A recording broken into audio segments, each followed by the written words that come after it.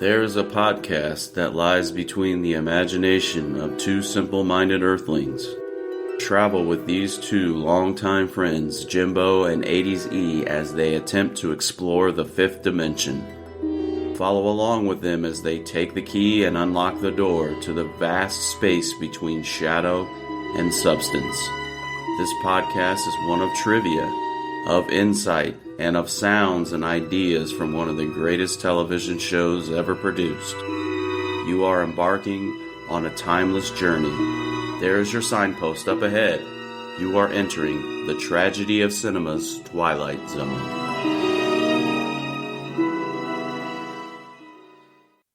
All right, guys, we have made it once again to our favorite time of the year, the Tragedy Awards for the Twilight Zone series. I'm your host, Jimbo. And once again, here in the Southern Layer for our Season 2 wrap, this is 80Z, greeting all of you on the eve of, when this comes out, it'll be later, but we actually are recording on the eve of Thanksgiving. So I am giving thanks for all of you, great listeners. And we finally made it to the end of Season 2, and now we're going to give our... we've got several categories, but the main category is our top 10 list. Which we like favorites. To just come right out of the gate, dude. So you want to start? Well, let me... Go ahead. Yeah, you got something? Go ahead. I just got some preliminaries. It's just summer reruns. Actually, I was kind of surprised that they just repeated Season 1 during the summer of 1961. After the completion of Season 2, they just reran Season 1. I was surprised they didn't rerun Season 2 episodes, but they just did Season 1 again. That's basically all I... Because it's better. That's all I have as far as preambles. Was it the same ones they ran the first... Yeah, in the exact same order. Yeah. Where is everybody on June 9th, 1961? I won't belabor you with going through all of them again. And they all had sponsors like Colgate, Liggett & Myers, and they picked those top... I can't remember exactly what number they landed with, but... Yeah, I went back and I matched it up with the end of Season 1 reruns, and they're pretty much the same. All right, here we go, Eric. Who's going first? We're going just like we did last time. You go first. So, Eric, let's start off our top 10 favorite episodes, opinionated, for Season 2 of the Twilight Zone. So, Eric, kick me off with your number 10, or your honorable mention if you want.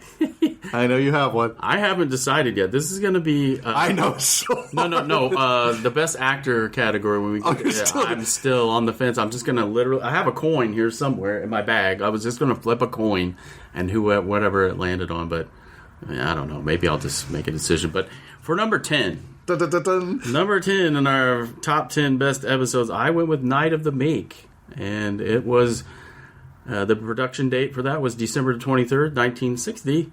And, of course, it starred Art Carney as Henry Corwin, John Fielder as good old Mr. Dundee, the store manager, and Robert P. Labe as Flaherty. Or if you remember, I'll just give you a brief plot summary of Henry Corwin is a down-and-outer who normally is unemployed and who definitely drinks too much, and every year he works as a department store Santa Claus. This year, however, he spent just a little too much time in the bar and is quite drunk by the time he shows up for work. He's fired, of course, and deeply regrets what he has done. In fact, Henry has a big heart and worries not only about the children in his neighborhood, but he's worried about the children and disappointed at the store. But he's about all those children who did not get what they've asked for Christmas. That's what really upsets him the most. And when he comes across a large bag of gifts, everything changes for the kids and for himself as well. I know it's a videotaped episode. My reasoning is I just thought Art Carney gave a brilliant performance. I think in that episode we cited that someone had said, maybe it was Jackie Gleason, that said he played the best drunk, on-screen drunk, acting drunk when you're sober of any actor. It just touches the heart. It's probably not a traditional Christmas episode, but I put it at number 10. And also I stuck in a little... pardon me, trivia for this. I went back and I looked at IMDb scores and I matched them up with how we were ranking them. So for IMDb, this one ranked as the number 11 episode for season 2. So not far off for me. It didn't make the top 10 IMDb, but it made my top 10. So Jimbo, please tell me what's your number 10. All right, Eric. Nah, I told you we were messaging last night. I said this thing has changed about 40 times since I've been sitting here because it was hard to narrow it down to just 10. But I also went back and listened to our closing remarks on almost all of these. Mm-hmm. So based upon that, my number 10 is going to surprise you because it surprised me. But number 10, A Most Unusual Camera. Oh. I really think that was one of the times that when the Twilight Zone tried to do comedy, it worked. It was comedy, but it wasn't over-the-top comedy. I think the acting was really great, how they used the camera to make all those horse racing bets, how to change their lives. Hey, look, it's your brother Frank, or whoever, and he shows up at the door. I think that it's just well done. It's a nice story. And it has that awesome Twilight Zone twist when the butler or whatever's like, or the bellboy's like, oh, look, there's Ford out there. Ford. He looks over and he falls out too. Right. So I thought it was really great. And that was episode 10 of season 2. So that was my number 10. All right. Not a bad pick. So I'll move along to number 9. My pick for number 9 is A Penny for Your Thoughts. Came in at number 9. And IMDb scored it at number 10. So again, I was like one off. So number 9 for me, number 10 on IMDb. Of course, the cast for that, the leading role goes to Dick York as Hector B. Poole, and June Dayton as Helen Turner, and Dan Tobin as E.M. Bagby, and Cyril Delavanti as L.J. Smithers, just to highlight your top few actors. And just for a reminder for our listeners, the plot of this episode basically is Dick York, who plays Hector Poole, he tosses a penny into a box, right? And it stands on its edge, and it's like 1 in a million type odds. And then Hector has the ability to read people's minds, and he can read their thoughts. And he has a love interest, Helen, in the bank where he works, and comedy / mayhem ensues, and he's able to hear and see. I just thought that Dick York did a great job in that particular episode. It was a feel good type episode, right? And him and his love interest, they both have sort of romantic feelings for each other. They're co-workers, and that finally is revealed, and it sort of has like a happy ending type story at the end, and then the voices sort of go away at the end. And so not much more to say on that. I just thought it was a feel-good story. I thought it was pretty well acted, and I liked the idea of it. And I can't really think of, there isn't really a big Twilight Zone twist other than he basically thwarts a bank robbery at the end of, a presumed bank robbery by one of the elder employees. Right. But yeah, I thought it was a good episode. And what episode was that?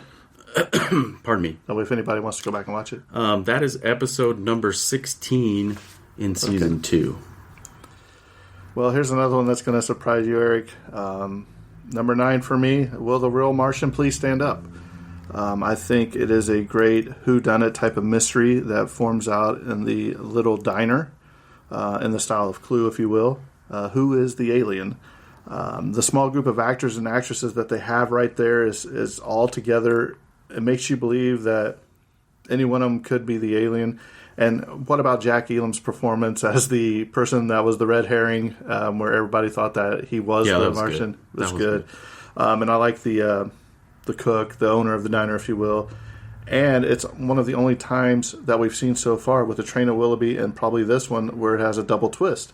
Not only is there one alien, there's two. And I thought it was really well done. It's one that I personally enjoyed. I thought it was really great. So that was episode 28, which we'd recently covered. Right. So I thought that was really good too. So number 8, Eric. Number 8 for me would be episode number 7 in season 2. Your favorite. Tell me it's not. Tell me it's not. I knew. Did I call it? I told you it was favorite. William Shatner, the main character. this one aired on November the 18th, 1960. Let me give you a little bit of a plot. So it's William Shatner, it's Patricia Breslin as Don and Pat Carter, and Don and Pat Carter are on their honeymoon when their car breaks down in the small town of Ridgeview, Ohio. They have a few hours to spare while their car is being repaired and spend time in a diner. There they find a fortune-telling machine, a game where you can ask a question, and for a penny, the machine will spit out an innocuous answer. When the machine apparently begins to predict events, Don's promotion at work, a near accident on the street outside, a superstitious Don becomes infatuated with the device, threatening his marriage and his future with his newlywed wife, Pat. I thought it was great. I thought the idea behind it was great. The Mystic Seer thing was cool. I know you're sitting over there. Go ahead. No, it's your list. I'm not rating on your. I already told you there's Shatner, and none of it. That episode will be in any of my list. So I just let you know I have none of that. So yeah, I thought it was a great episode. It actually it came in on IMDb ranked number 5. And I have it at number 8. So there are a lot of people out there that think it's pretty good. You are not one of them. I am not. However, go back and listen to our coverage of it, and you'll find out why. I just enjoyed that episode. So that'll be it for number 8. Number 8 for you, Jimbo. Number 8. What could go wrong when you have a genie and 3 wishes in the Twilight Zone? That's right. The Man in the Bottle. That's surprising. Yes. This was, I believe it was episode 2 of season 2. I told Eric, I said, I was battling. There was ones I wanted to plug in, but if I'm going based off my own enjoyment and listening to our conversations, re-listening to the podcast, I think that the old man and his wife in this, the cinematography where he breaks the glass with the broom handle, and then at the end it's made. But also I like how Rod took a direct jab at the Nazis and Hitler in this episode. Yeah. And I kind of wonder how that really came across, because World War II hadn't been over for very long. Like I'm saying, that's probably not as long as like now. Years? Maybe that's even longer than 9/11 is for us right now. And you talk about that and see how emotional we get. But if you're doing this, I really wondered how that affected the community when that happened too. Because you say, man, that's a long time ago. But then you put it in perspective, World War II was freshly over. So that's why I chose The Man in the Bottle, and I thought the genie did great in that too. So there we go. All right. Number 7, Eric. On to number 7. I picked 100 Yards Over the Rim, which was episode number 23 in season 2. And this starred Cliff Robinson as Christian Horn. And by the way, just reading up, I don't know if it was in your reference material or maybe I found it, just the amount of notes and the reams of binders that Cliff Robinson, the amount of painstaking research that he did in order to produce his role. That alone that made me want to rank this one really high, and I thought he did really well as Christian Horn. John Crawford, as Joe. Evans as Mary Lou, which was his wife in the episode, and then Edward Platt as the doctor, Dr. Platt in the episode. And by way of a brief plot summary for this episode, Christian Horn's a member of a 1847 wagon train headed west, and they are 1,500 miles from St. Louis and are now in the New Mexico desert. Many in the wagon train are ready to turn back, but Chris wants everyone to persevere. His son has had a fever for 11 days, and Chris goes off looking for water only 100 yards or so from the others and suddenly finds himself in the present day. He can't quite bring himself to believe what he sees or where he is, but those he meets believe he is a man from the past. The trip in time does have one positive outcome, and you got to watch the episode to see what the positive outcome is. I love the time travel episodes. I love this one. I thought it was well done. I like the the prominence of the rugged American spirit that it brought out in the episode, and how this country was forged by a lot of brave people that crossed a lot of miles in very harsh conditions. And yeah, I liked a lot about the episode. I thought it was well acted, and of course I love the time travel. And I'll wrap this one with this. 100 Yards Over the Rim came in at number 8 on IMDb, so it was in the top 10. So, Jimbo, tell me what your number. My number 7. 100 Yards Over the Rim. Oh, we lined up on this one. Yes. My thoughts on this was the show's the lengths that a man would go to save his son's life. Has that time travel element where he steps through to the present day. Come to find out, by doing so, not only does he save his son's life, but he goes on to find cure for multiple diseases and is a very famous doctor, which is episode 23. I agree with you on everything you said. It's definitely one of the best of the. Definitely deserves to be in the top 10 for sure. All right. Number 6, Eric. Here we go. We get down to the nitty gritties, and I don't think we're going to agree at all with maybe number one of them. Is going to throw you maybe, but I went with Long Distance Call. Another videotaped episode. I know how we railed on the videotaped episode. I don't know why so many of them are in my top 10 list, but this was episode number 22 of season 2.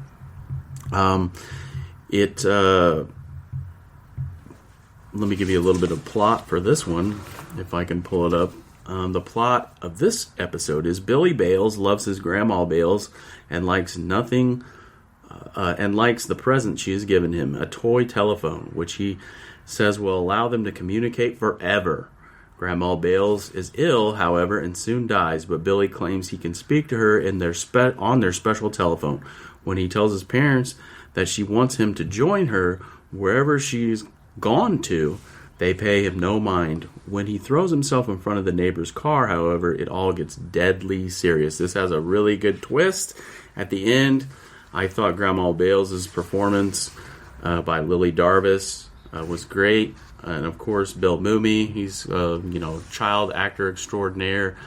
The topic matter and the subject matter that they deal with on primetime TV, and a young boy basically committing suicide. I thought that was very edgy. It was edgy, controversial.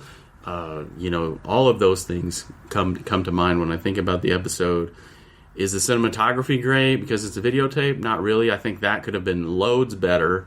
But yeah, overall, I thought it was ominous and it was a good episode. So that's why I put it at number 6.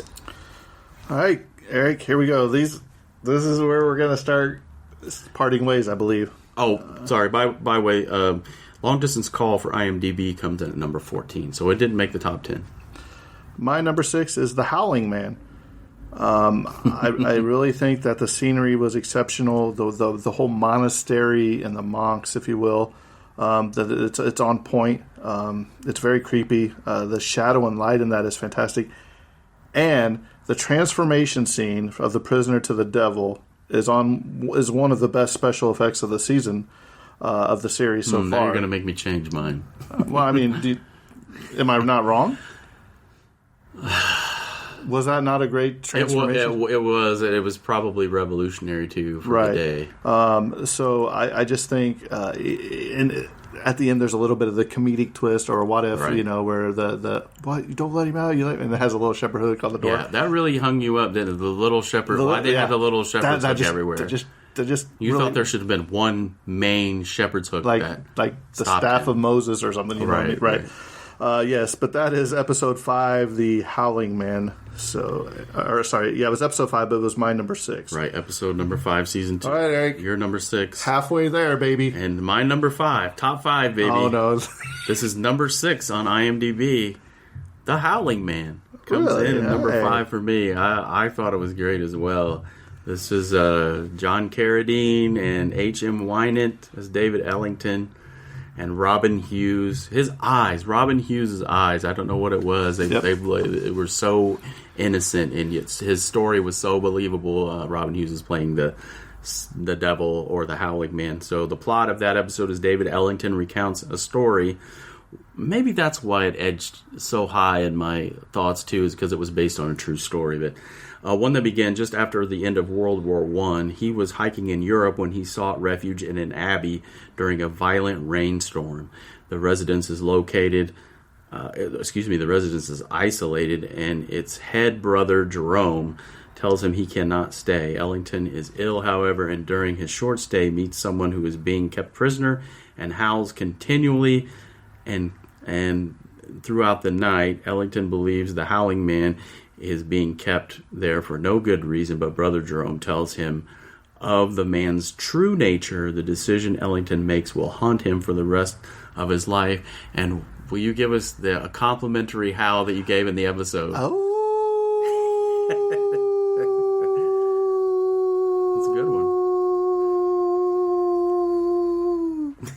Wow. Yeah, that was a fun episode for us to record too.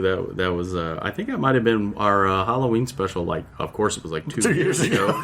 But right, so Howling Man, we've said enough about it. Season 2, episode 5. It came in at number 6 on IMDb. Hey, so I hit that one right on there. We were kind of we did good on that one. So moving on, Jimbo, number 5. All right, Eric. My number 5 is one that you just hated to pieces, but it is a classic episode. The Invaders. The one-woman performance by Agnes Moorehead is one of cinematic masterpieces. I love the story. I love the twist at the end. I think it is fantastic. It grows on you. We're in the land of giants. Then she destroys their flying saucer. Mm-hmm. But yes, that is episode 15, the Invaders. No dialogue in that episode, by the way. Except for the astronauts. Oh, okay, yeah. And Rod's intro, if you want to count that. Number 4, Eric. We're to number 4 already. Number 4 for me is the one we just completed, episode 29 of season 2, The Obsolete Man. All right, and for IMDb, it comes in at number 3. So if you have just listened to The Obsolete Man before this episode, I won't belabor you with the plot again, but for all of the reasons that we talked about in the episode, just the fact that the social commentary on the governments and oppression, and the fact that it was just a large subject matter. I thought the shadow and light in that episode were great too, from a cinematography point of view, and all of the things that Jimbo you referenced, the sets themselves, the largeness, enormity of the doors in the set that had never been done on television before. I think you said in our previous podcast, and Burgess Meredith. Obviously, he can't win best, or can he? He can't win best actor every year, but I thought he did very well. And so for all those reasons, just see previous podcasts, and you'll get a better in-depth reason of why we both liked or didn't like, or kind of liked that episode. But yeah, my number 4 was The Obsolete Man. Moving on. My number 4, The Silence. It shows how far one man will go to prove his point by slicing his own vocal cords to stay silent for a year to win a bet. It's a powerful episode where not only does he lose his vocal cords, he also loses his wife, his family, but he also loses the bet because the person that made it was a total fraud. Right. And you can't help but feel sorry for the guy, which was episode 25. So my number 4 was The Silence. All right. We're moving on to number 3. So number 3 is episode number 26 of season 2, entitled Shadow Play. It stars Dennis Weaver as Adam Grant, Harry Towns as Henry Ritchie, Wright King as Paul Carson, just to name the top few actors in that episode. So Shadow Play comes in at number 7 on IMDb's list. Just by way of a plot, when Adam Grant is found guilty of first-degree murder and sentenced, he lashes out, telling everyone that he will not be murdered again. Grant claims to be having a reoccurring nightmare where he is found guilty and executed. The characters around him change, and so he argues that all of them will vanish if he dies. It leads to newspaperman Paul Carson to question what is real and what might just be a figment of someone else's imagination. DA Henry Ritchie visits Grant in jail and decides to try and do something about his claims, no matter how far-fetched his claims might be. I really thoroughly enjoyed this episode, not only for the fact that it's a great episode, but Kyle joined in on that one. that particular episode, and I enjoyed that a lot. He brought a lot of questions and observations and different, we if I remember correctly, we had a lot of different scenarios, and we interwove those with different movies that have maybe a similar theme. And we thought maybe it was a draft or two. You guys kind of thought maybe it was a draft or two short of maybe being really good, because there were a few plot holes that you kind of brought to light. But overall, the shadow and the light, and they do really well on that aspect of it. And the whole idea that you're caught in a loop, a dream, if you will, or a reoccurring nightmare, that theme always resonates, usually with not only myself but others. And I thought it was a really well done episode. So, Jimbo, what's your number 3? All right, Eric, buckle up. So I told you this changed and changed and changed, but there's one episode of this season that I kept coming back to and realized it was better and better and better each time I watched it, and it got better. Okay. That is The Trouble with Templeton. This was a powerful performance. It was amazing use of light and shadows. The story's on point. The acting, the cinematography, everything about this episode is fantastic. The links, the pain that the guy went through knowing that his wife had died earlier in life, seeing his new wife running around with the cabana pool boy, and then when he does the little time travel where he goes back and his wife and his friends are at that bar scene, and she says, look, you got to go back. You don't belong here. And she was kind of mean to him. And if you remember that scene where she's sitting there telling him that, and it goes to black all the way around her, and it's just her, and you can tell that she's crushed, but she knows it's the right thing to do. And when he comes back, I think that showed the greatest heart and promise of season 2. I had to put it in there. So, all right. Number 3, The Trouble with Templeton was episode 9. Episode number 9. I have to go back and watch that one again, because that one, I just skimmed right over that one. You remember it now that we're talking about it? Oh yeah, I remember the episode, and I remember that scene specifically that you're referencing. I remember saying, I think at the time, that was really a moving scene. All right, we're up to number 2. Is that right? Yeah. Number 2 for me was episode number 25, The Silence. As mentioned by Jimbo already, it gets an IMDb score of a 4, so it made the top 5 of season 2 according to IMDb. Starring Jamie Tennyson. He's an overly talkative member of a men's private club, and when he's challenged by a fellow member, Archie Taylor, to keep his mouth shut for 1 year. Should he do so, he would win $500,000, and as Jimbo said before, there's really kind of a double twist in this one too. Almost a triple twist. Right, the vocal cords are cut out. He lost his wife. If that was true, what Taylor was telling him, but then he lost the money as well. Taylor couldn't pay up. He was broke. So that was a memorable episode. Neither one of them proved to be honorable in their bet or their wager. And the glass case and how all of that was shot with, the history behind, what was it, Franchon Tone? How the guy who fell and his face got all Yeah. messed up, and so they had to shoot everything from the opposite side. And that in itself, that little piece of trivia right there just boosts it a lot in my mind. So I agree. I like the Silence. I ranked it at number 2 for season 2. All right, Eric. My number 2. Was this a hard one? No, not really. It's a personal favorite. Okay.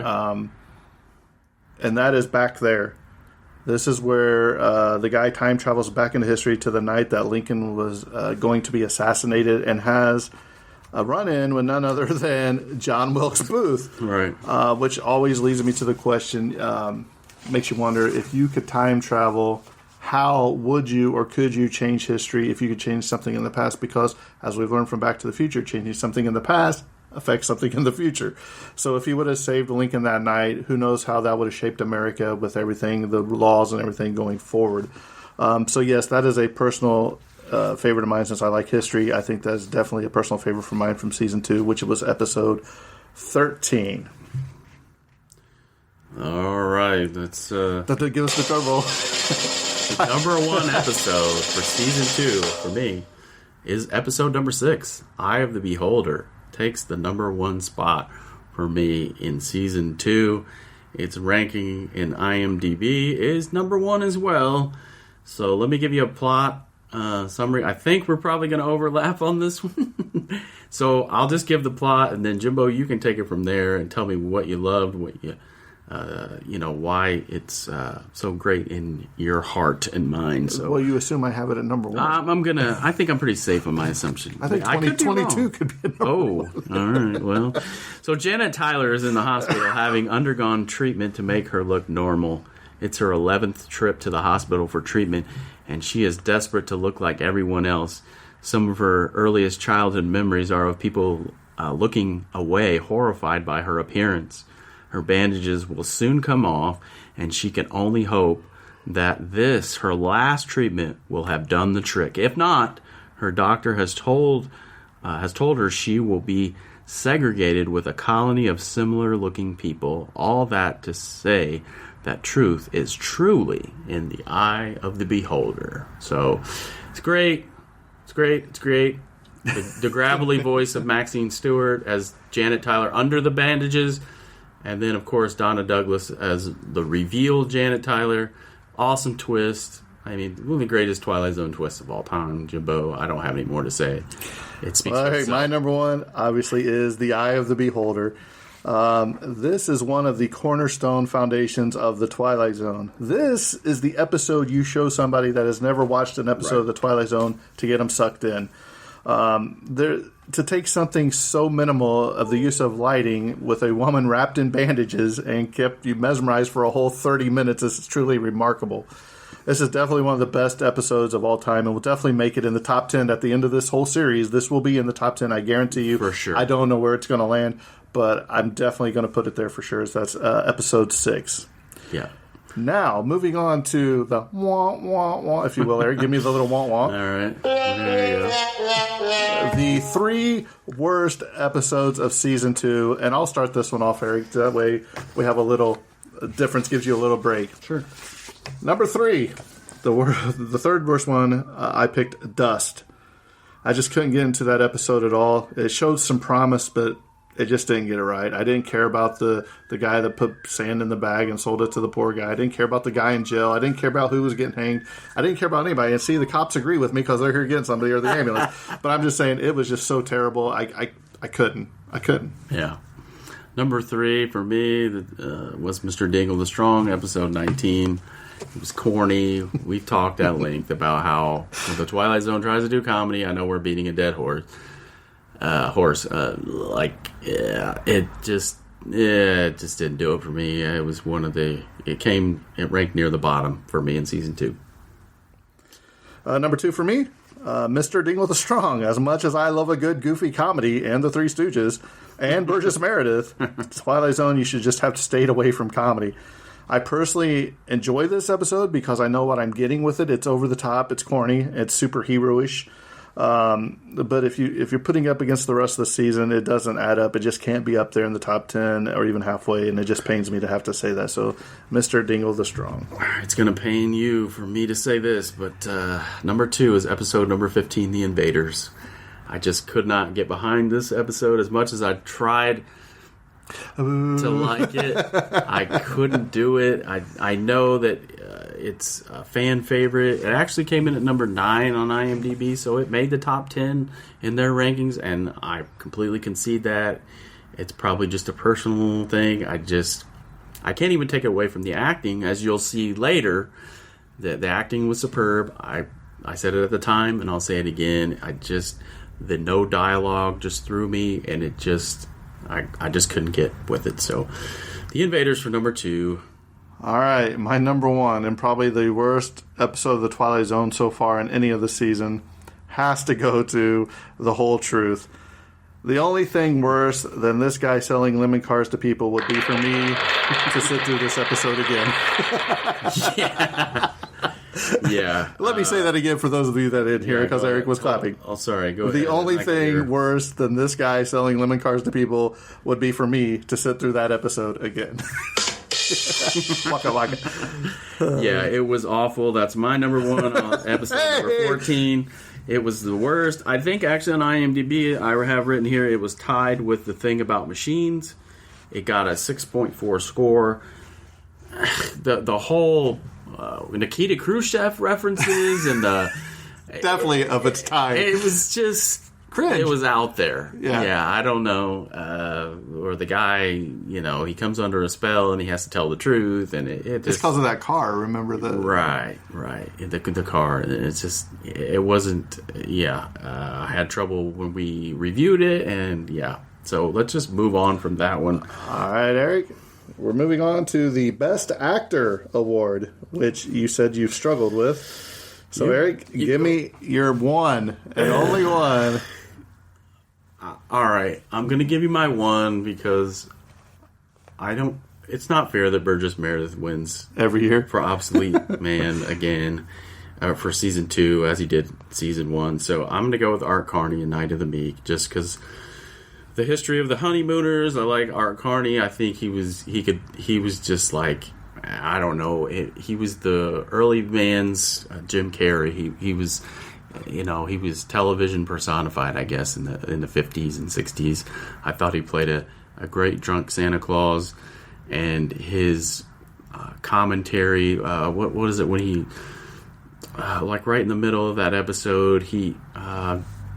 The monologue really that he gives in the middle of the episode it just goes right to your heart when he's talking. He's a down and outer guy. It just really got to me and almost get emotional. There's a Santa Claus that loves little kids, and the theme behind that episode and how he played that. And he's a down and outer poor guy. He just wants to bring some joy to some people. That really hit me in his performance. So I'm going to give him the Best Actor over Burgess, since Burgess got Best Actor in season 1 from both of us. So go ahead, Jimbo. Tell me. Well, since you got 2, I'll give an honorary mention because I asked you. I said, "Hey, the guy outside the jail cell, the bad guy in the silence." I said, "Is he considered a main actor or a supporting actor?" Yeah. So I think you can say he's the star of the show. I think there's 2 main stars. Right. So I want to give an honorable mention to him because I really thought he did an outstanding performance. But my Best Actor for the season goes to Brian Ahern, who played Booth Templeton. The performance he gave as a washed-up theater actor who longs for his dead wife and happier times, and it's head and shoulders above anything in season 2. And I went back and I watched several of these just to make sure my feelings and thoughts were things. So I need you to go back and watch that and let me know what you think. But it's definitely top tier. All right. So Best Actress in an episode, I'm going to go with Agnes Moorehead, The Invaders. It's undeniable for me. It was brilliantly acted by her. I don't think anyone, really comes close. The fact that she emoted all of those, those emotions without saying one word of dialogue says a lot. So, without further ado, Best Actress for me goes to Agnes Moorehead for The Invaders season 2. Well, that's ironic because my Best Actress of the season 2 is Agnes Moorehead from The Invaders. Legendary performance with no speaking roles. That's all I had to say. Yeah. My thought is, was there ever another leading lady in season 2? As I was looking over, there wasn't really a female. I guess you could say, now the episode's going to slip my mind. Jaina, who was the robot, you could say she was the leading role, I guess. I can't remember what the title of that episode was. It slips my mind. That almost made my top 10 list. Yeah. That was really good. Maybe you could put her in, but not a bad choice, Agnes Moorehead. Okay. Best Supporting Actor in an episode. Now I'm going to maybe bend the rules a little bit here because you just said they were co-starring roles. So best support, they were supporting each other. I'm going to go with Franchon Toney and Liam Sullivan in The Silence. They played off each. That was just brilliant. Those guys. You can't. That's not a supporting role, man. It is. They're main stars of the episode. They're co-main stars. Then they should have been co-best actors. That's what I'm going with. You just got to deal with it. Franchon Toney and Liam Sullivan in The Silence. And I gave an honorable mention. Here's my honorable mention to John Carradine in The Howling Man. So I thought he played a good, what was his name? Moses? Or not Moses, it was... Ephraim or something, I don't remember. It was a biblical name. Yeah. He was a shepherd. Well, my best supporting actor, I gave it to Jack Elam as Avery in Will the Real Martian Please Stand Up. Okay. I think he defines a supporting character, a smaller role, but a memorable role, and just crazy looking, and it did a good job. So he played the role so good, you really thought he was a Martian. So, Eric, who are you giving the Best Supporting Actress Best awards? Supporting Actress goes to Lily Darvis in Long Distance Call, the old lady. I thought she played the dying grandmother. And the fact that she was so sinister. And I guess for me personally, the fact that she was so sweet and loving to Billy in the beginning, but yet in her afterlife, she tried to get him to commit suicide, a little 5-year-old boy, to be with her. That I went from maybe liking her to absolutely despising her by the end of the episode. So for those reasons, I give it to Lily Darvis in Long Distance Call. My Best Actress, I gave to Pippa Scott. She played Laura Templeton in The Trouble with Templeton. She wins this just for a small, basically cameo role, if you will, less than 5 minutes probably. But it's a lasting, memorable one where the camera fades to black and she tells Booth to go home, that he doesn't belong there yet. That scene alone, we you know the scene I'm talking about, it just stuck with me the entire... I go back and I think, who did anything better? I can't really think of anybody. So... that's who wins my... You can tell I'm a big fan of The Trouble with Templeton after all this. So, yeah. All right, Eric, the best cinematography or use of special effect? I'm going to say for use of light and shadow, best center for cinematography, I'm going to go with shadow play. It's in the name. So I thought that the long corridor and the walk through, the execution and how they used the shadow and the light, and the cutting scenes, like how they went from the stakes to the jail and the cutting back and forth, and the courtroom scene, the light and shadow, and how that perspective of cinematography I thought was really well done in shadow play. So that was my choice. So the best cinematography effect I went with goes to The Eye of the Beholder. Okay. The use of light and shadow in that episode, because you never see the doctors' faces, it's always pitch black. I think they did really well job to hide the effect that they are really ugly looking. Yep. And I think it stands out head above the rest. Honorable mention to the transformation in the Howling Man. Oh, yeah. Has to go as one of the best effects of the season as well. But I think the Eye of the Beholder as the whole episode was probably better. And now we come to the worst effect. Oh, is that next? Worst effect? Worst effect. Okay, the worst... I have best effect in an episode and the worst effect in an episode. Our categories might have gotten crossed over, but my worst effect are all the feats of strength and Mr. Dingle the Strong. I thought throwing the football, that's not, and lifting those are special effects. But they're in not the chair. Worst. They're terrible. What do you mean? They're awful. Him throwing the football through the window and the guy falling off the ladder. So how's that any different? And lifting the park bench. How's that any different than Christopher Reeve kicking a football to outer space back in the 80s? Lifting the park bench over his head. It's awesome. It's comedy. That's dumb. I'll tell you what was terrible. What was terrible was the Mind and the Matter. Those terrible masks that were in the elevator, man. They don't even look like the guy. That is terrible. Is that your worst special effect? Yes, worst. All right. You want to do your best, or you want me to do my best? Well, I think my best is going to be the Howling Man. The Howling Man. I did that as my best. Light and Shadow was for Eye of the Beholder. Your best effect was the Howling Man transformation. So my best effect is also probably the most expensive special effect was the dinosaur in Flight 30. I knew it. The claymation dinosaur. It was really expensive. I tossed that around forever should I put that there? All right, I think we're coming down to the last category, right? Best prop? We got two. Oh, okay. I might have to read. The most coveted prop from season 2. Eric, what do you got? The Mystic Seer from Nick of Time. You've got to be kidding me. You can buy it online. You can buy it on eBay, I think. No, we do not need this in the museum here. I have an honorable mention. Okay. Was the John Wilkes Booth handkerchief from back there. I think that'd be cool. A little keepsake. Okay. But the most common prop, I think, would be the camera from A Most Unusual Camera, because it not only appears in this episode, I thought about that one, it appears in several episodes. Yeah, I thought about that one, too. And last but not least, Eric, what is the best Twilight Zone twist for Season 2? I gotta go with Eye of the Beholder as the best twist. That's what I have. That was a good one because I didn't write that down. I was off the cuff. You're the one that sent it to me. That's what I was like. It? Oh, right, I did. Yeah. Probably the reason why I sent that as a category is because this one stuck out in my mind. Was the Eye of the Beholder was yeah, it's a great twist. Yeah, where all the ugly people rule the world and the beautiful people are considered outcast. I thought that was really well done, too. So, there you have it. That is our wrap-up of Season 2, the Tragedy Awards. Please email us, message us, give us your top 10 of Season 2. Tell us where we were right, tell us where we were wrong, or if we totally missed something. Eric, it's that time of the year to...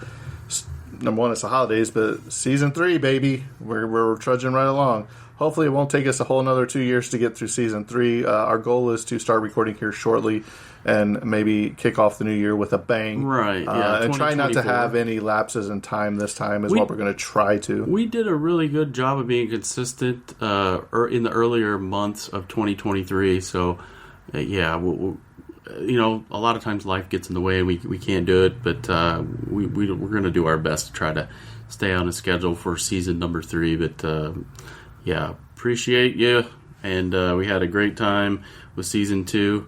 And if you have anything else you want to... Just until next time from the Fifth Dimension, this show's coming to a close, and that's a wrap. All right, this is a season 2 wrap for the Tragedies, and cut. Where's the after party?